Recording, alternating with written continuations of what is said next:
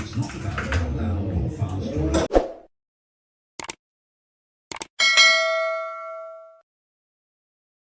The loudest voice doesn't always lead. It's the calm, focused presence in the room, the one who says little but moves with intent, that ends up in control.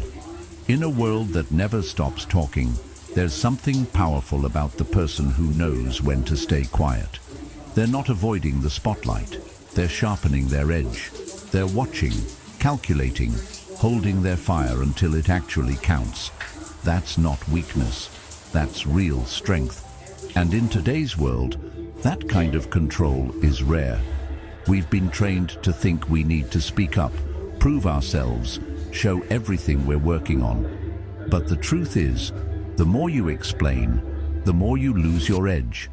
The more noise you make, the easier it is to miss the bigger picture. There's a reason the Stoics trained themselves to stay composed, to hold their thoughts, to act when the time was right, not just to feel wise, but to win where others fell apart. And that's what we're diving into today, the strategy of silence. Not silence as avoidance, but silence as strength, as power, as the ultimate move in a noisy world that's obsessed with attention. If that sounds like something you need right now, stick around, because what you'll take from this isn't just motivation, it's a new way of showing up in the world. And if you're someone who appreciates content that cuts through the fluff and helps you build real strength from the inside out, do me one simple free favor. Tap that subscribe button. It lets me know this message is reaching the people who actually need it. Let's get into it. Have you noticed that the strongest presence in a room is rarely the loudest voice? It's the one who doesn't interrupt, who listens, weighs, waits, and then when they speak, everyone leans in. It's not magic. It's not even mystery. It's mastery. Mastery of emotion, mastery of impulse, mastery of energy. In a time when so many are desperate to be heard, the one who chooses not to speak too soon becomes magnetic. They draw attention not by reaching for it, but by deserving it. Because silence signals control, not just over the room, but over the self. And that kind of control is rare. It tells people, this person doesn't need to dominate the space because they already dominate themselves. Socrates once said, the beginning of wisdom is the definition of terms. But you can't define anything clearly, especially yourself, if your thoughts are constantly spilling out before they're even fully formed. A person who restrains their words isn't hiding, they're thinking, sharpening. Most people confuse noise for value. They believe if they talk more, they'll be perceived as smarter, stronger, more important. But noise rarely builds anything. It only fills the space where intention could have lived. Power doesn't come from how much you say. It comes from the strength of what you choose not to say. When you stop reacting out of ego, stop explaining out of fear, stop justifying just to be accepted, you stop bleeding your energy. And what happens in that silence? You create space, not just around you, but within you. And that space becomes a forge, a place where your thoughts get refined, your presence grows sharper, and your movements carry more weight. Carl Jung put it simply, your vision will become clear only when you look into your heart. Who looks outside dreams. Who looks inside awakens. Silence is the door to that awakening. It's where you start separating your real self from the performative version that's always trying to be liked, noticed, or validated. We leak so much of our strength through unnecessary speech. Every time you speak just to fill silence, just to be included, just to feel important, you're spending energy that could have been invested in action. Worse, you sometimes give away your plans before they've taken shape. You inflate them with attention before they've even had time to breathe. And then, when the time comes to act, the motivation is already gone. Plato said, wise men speak because they have something to say, fools because they have to say something. It's a sharp line. but there's truth in it. When you operate from a place of internal security, you don't feel the need to explain every move or narrate every goal. You let your results do the talking. You let your progress, slow, focused, undeniable, build the story for you. There's something deeply empowering about moving in silence. You stop chasing applause and start chasing depth. You learn to sit with your ideas before turning them into announcements. You wait for your instincts to confirm what your ego might have already tried to declare. And when you finally act, it's not about proving anything. It's just who you are now. No fanfare, no big speech, just action. Clean, strong, deliberate. And here's what's beautiful. When people finally notice, you don't need to say, "I told you so." You don't even need to look back. You've already moved on to the next thing. That's how powerful silence becomes when you master it. It gives you momentum that isn't dependent on anyone's reaction. Aristotle once said, "Knowing yourself is the beginning of all wisdom."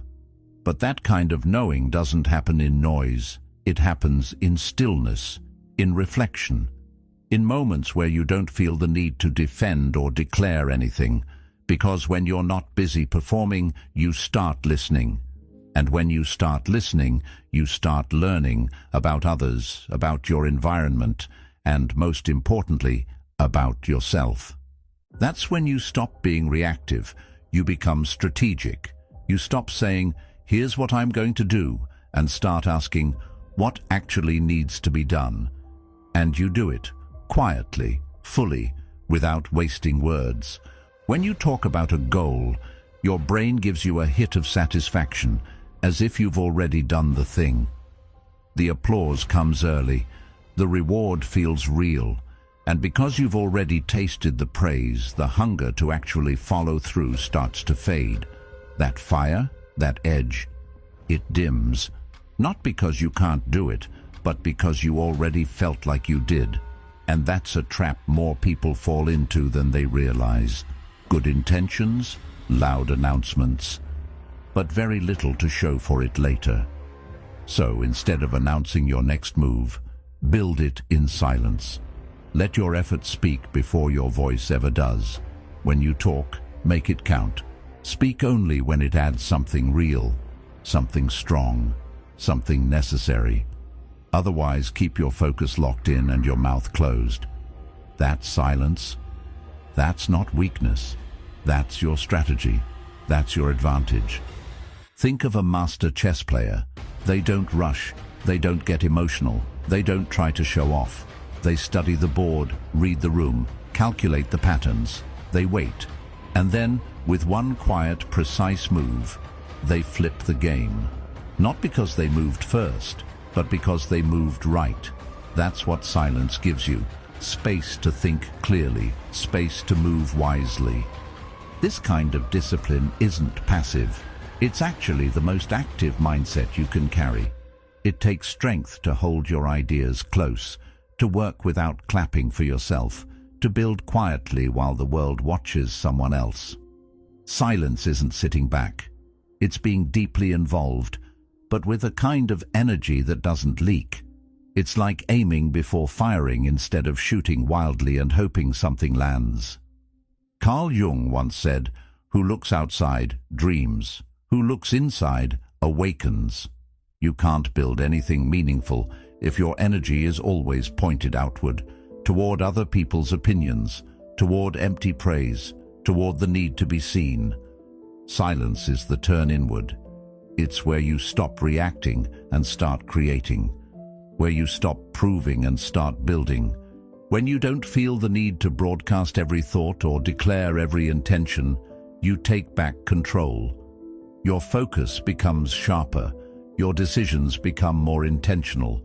You move with purpose instead of impulse, and when the results finally arrive, they're undeniable, because they weren't just talked about, they were earned.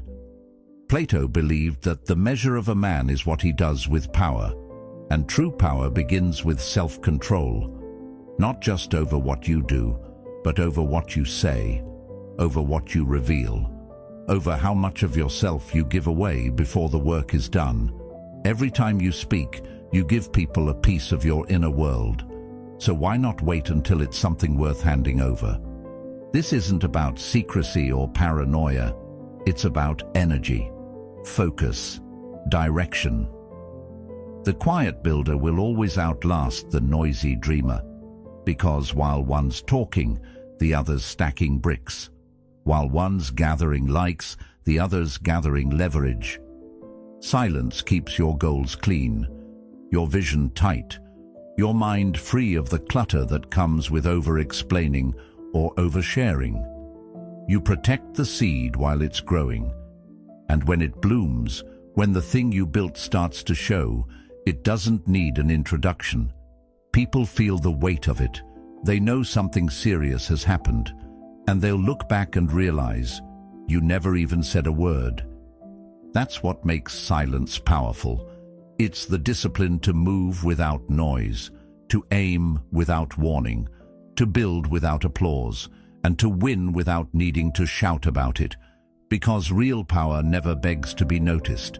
It just arrives and changes everything. The greatest innovators, leaders, athletes, and creators all share something that isn't always obvious at first glance. They weren't built in the spotlight. They weren't shaped by applause or likes or headlines. They were forged in silence, in the quiet hours, behind the scenes. While the world watched someone else, they were building, practicing, refining, not waiting for permission, just preparing for the moment their opportunity would come. And when it did, they didn't flinch. They didn't panic. They didn't need to catch up. They had already done the work, long before anyone was paying attention. But here's the thing most people miss. The real noise doesn't always come from the outside. It's not just the opinions, the distractions, or the competition. It's that voice inside your own head, the one that never seems to stop, the inner critic that questions every step, the doubter that whispers, "What if you fail?" The overthinker that finds 1,000 reasons to wait, to delay, to hold back. That's the voice that derails more potential than any outside obstacle ever could. Carl Jung once wrote, "Until you make the unconscious conscious, it will direct your life and you will call it fate." And that's the danger of inner noise. It feels like truth. It dresses up as logic, as caution, as being smart. But really it's fear in disguise. It's the part of you that's afraid of what happens if you actually step into your full power. Because that version of you, the focused, disciplined, unstoppable version, it doesn't need the constant commentary. It doesn't need approval. It just moves. Silence isn't just about holding your tongue in public. It's about learning to stop debating with yourself in private. It's refusing to be pulled into every mental spiral that starts with, "What if?" Because when your mind is crowded with that kind of noise, your vision gets cloudy. You miss the signs. You miss the moments that were meant for you. The mind becomes so busy trying to keep up with imagined problems that it can't see the real solutions that are right there. Quiet, subtle, waiting. When you start to silence that inner chaos, something powerful happens. You start hearing what was buried underneath, that intuitive voice, that gut instinct, the part of you that knows what needs to be done and when. You notice patterns, little things others ignore. You catch opportunities that seem invisible to the noisy mind. You see connections between things that on the surface don't look related, but deep down they are. Plato once said, "The first and greatest victory is to conquer yourself." And that's exactly what silence helps you do. It clears the path to self-awareness. It strips away the distractions long enough for you to actually hear yourself. Not the version shaped by anxiety or pressure, but the one that exists beneath all of that. The version that's calm, focused, clear. You start to realize that discipline isn't just about external action. It's also about internal alignment, about knowing when to challenge a thought and when to let it pass, about knowing when your mind is helping you and when it's holding you hostage, the strength to sit in silence and not reach for a screen or a distraction or a quick fix. That's real mental toughness, because that silence is where growth begins. It's where clarity happens. It's where strategy gets refined. Socrates believed that an unexamined life is not worth living, but you can't examine anything if you're always talking over yourself. You need space, stillness, a break in the noise so you can actually see. And the truth is, the deeper your silence, the stronger your insight.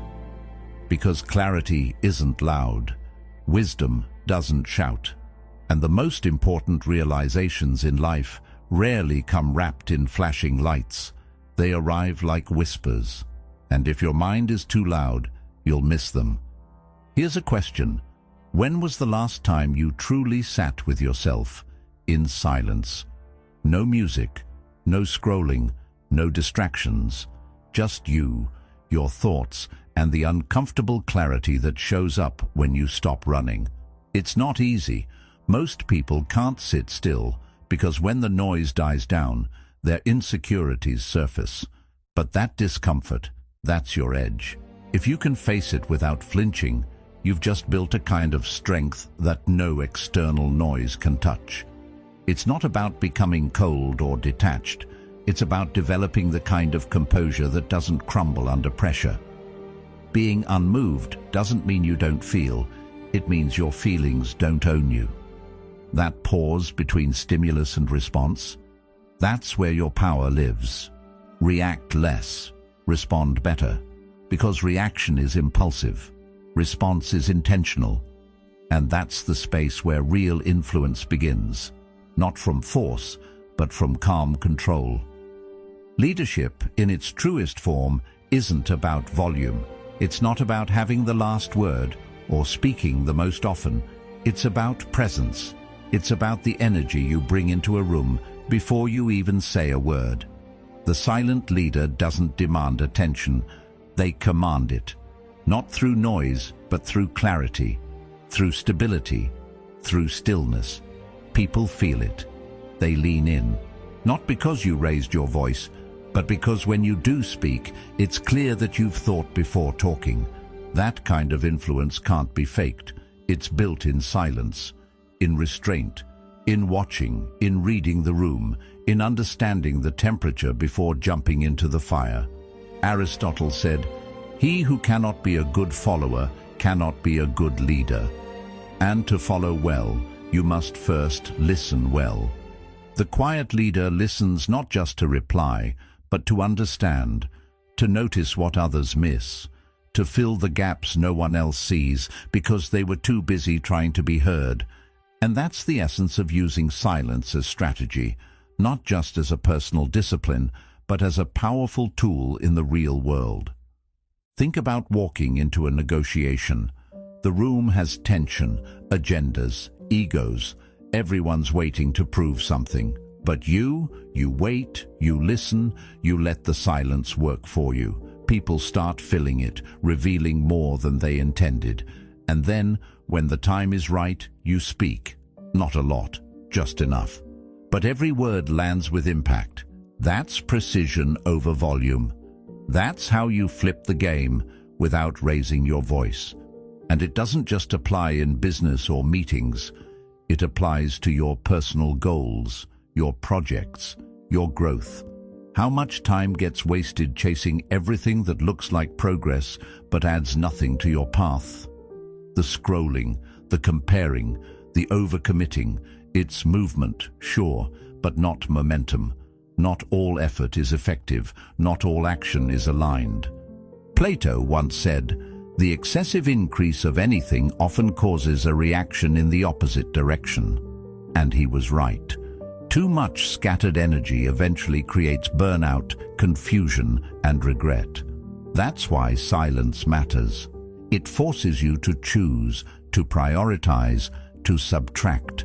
Instead of trying to be everywhere and do everything, the silent strategist moves with intention. They say no more often. They go deep instead of wide. And that depth, that focused, quiet depth, that's what produces the kind of results that can't be ignored, even if no one saw the work being done. So much of winning in life isn't about speed. It's about direction. And you only find direction when you stop long enough to ask yourself, what actually matters right now? Not what's trending, not what everyone else is chasing, just what's true for you, what moves your mission forward, what aligns with who you are becoming. Silence clears the fog. It reminds you that you don't have to respond to every stimulus, jump at every opportunity, or explain yourself every time someone doesn't understand. You just keep building, quietly, relentlessly, with your eyes open and your energy intact. Silence teaches you something that noise never will, the value of subtraction. In a world that constantly pushes more, silence pulls you back toward less but better. It sharpens your attention. It shows you where you're leaking energy. Because every time you say yes to something meaningless, something shallow or out of alignment, you are by default saying no to something that does matter, something real, something that could have changed your life if only you had saved your time, your focus, your energy. And that's why focus is so rare. Not because people don't want it, but because they're too distracted to realize what they're giving up. In a culture overloaded with options, the person who can strip things down to what truly counts has the edge. That edge doesn't come from knowing everything, it comes from knowing what to ignore. But subtraction doesn't only matter when you're feeling strong, it matters even more when doubt creeps in, when you're in that foggy place, unsure of your next step, when clarity feels just out of reach. Those are the moments that reveal who's trained themselves to sit still and who scrambles for a quick fix. Because silence, in those moments, isn't a void. It's a mirror. It reflects back the version of you that's been buried under distraction. It strips away the filters, no applause, no opinions, just you looking at the truth of who you are and who you're not. Carl Jung once said, "People will do anything, no matter how absurd, to avoid facing their own soul." But silence doesn't let you run. It holds you in place until you come clean with yourself. And that's not weakness. That's the starting point of real strength. Because clarity doesn't come from more input. It comes from slowing down, from cutting the noise, from finally hearing your own voice without distortion. And here's something most people miss. Even in movement, silence plays a role. Not everything loud is productive. Not every action needs to be broadcasted. You can be in motion and still be rooted in quiet. In fact, the most effective action often grows out of stillness. That's where strategy lives. That's where timing sharpens. That's where your moves become deliberate instead of reactive. Plato said, "The measure of a man is what he does with power." And one of the greatest forms of power is the ability to pause, to act with precision, not just to move, but to know why you're moving and toward what. You don't build a life that matters by sprinting after everything that glitters. You build it by knowing what to chase and having the discipline to stay locked in when the world is trying to pull you in 10 different directions. That's the beauty of silence. It slows the world down just enough for you to get honest. And in that honesty, you find alignment. And in that alignment, your actions finally start to mean something. They're not just habits, they're not just reactions, they become decisions you stand behind. Movements that reflect who you've chosen to be, not who you've been pressured into becoming. Because greatness doesn't come from intensity alone. It's not about how loud or fast or aggressive you are. It comes from clarity, from knowing where you're going and why. And clarity only shows up when you stop trying to outrun the noise and start listening beneath it. So even when you're taking action, even when you're building, pushing, creating, carry silence with you. Not as absence, but as awareness, as depth, as that steady internal compass that reminds you, you don't need to be loud to be powerful. You don't need to be seen to make progress. You just need to be clear. Clear on what matters, clear on who you are, and clear on where you're going. Some people move just to say they're moving. They rush into action not because it's time, but because stillness feels uncomfortable. They confuse motion with progress, noise with meaning. But there's a different kind of power, the one that comes from strategic patience, waiting not out of fear, but out of wisdom. Sitting still, not because you're uncertain, but because you know the moment hasn't come yet. And when it finally does, you don't flinch, you don't stutter, you strike.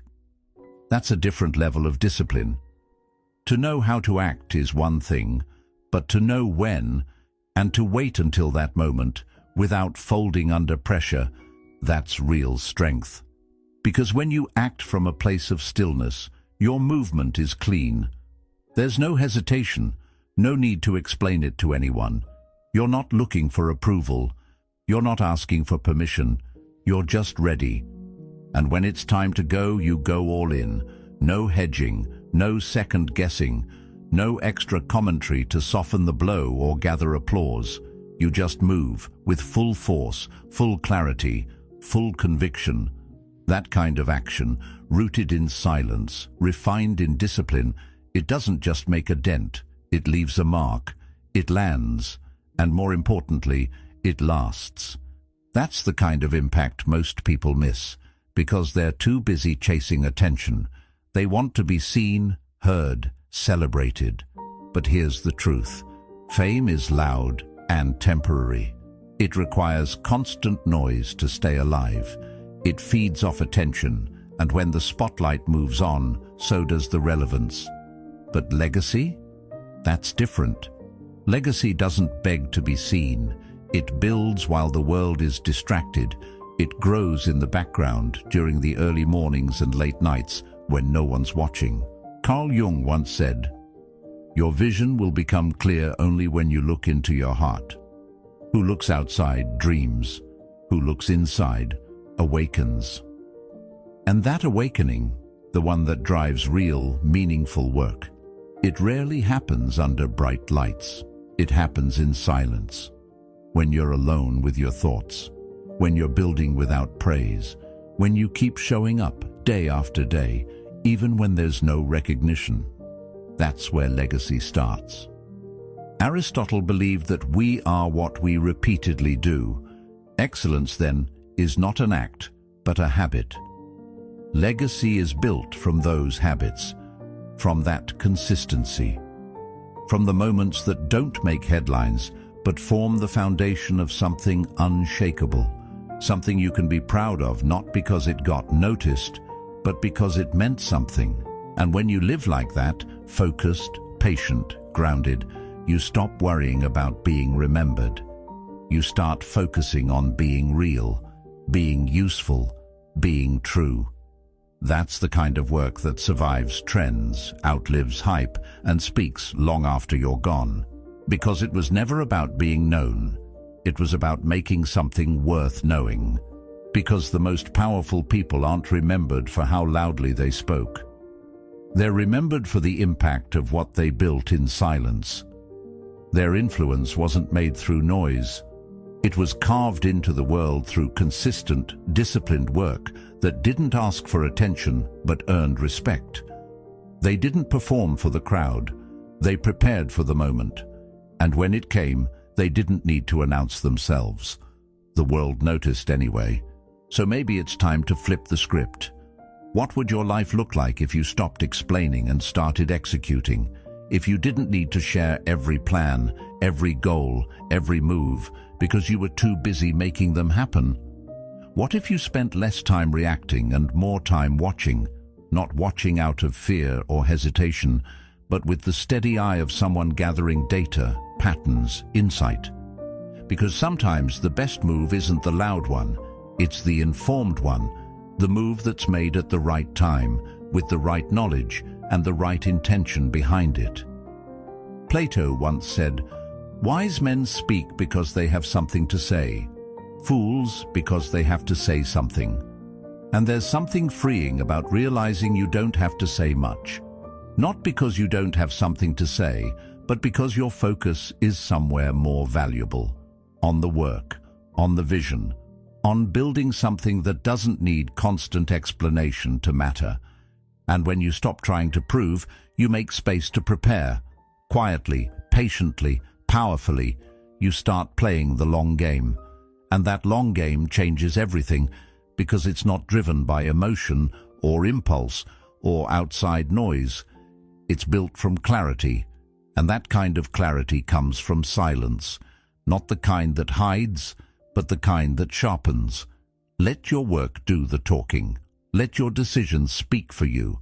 Let your consistency become your legacy. You don't need a megaphone when your results carry weight. In fact, the louder you try to be, the less space you leave for others to actually feel your presence. When you move with intention, people feel it without needing an explanation. Carl Jung believed that a man who has not passed through the inferno of his passions has never overcome them. And silence is often where that inner fire is faced, not in the chaos of performance, but in the quiet of preparation. That's where character gets refined. That's where depth is built. And once you've walked next time, stay grounded, stay focused, and keep walking your quiet path. We'll be here when you return. That's the masculine essence. The history books are written about men like me, like Napoleon, like Genghis fucking Khan, who said, no, we are going to fight. Do you know what winners do? Winners are constantly searching for opportunities.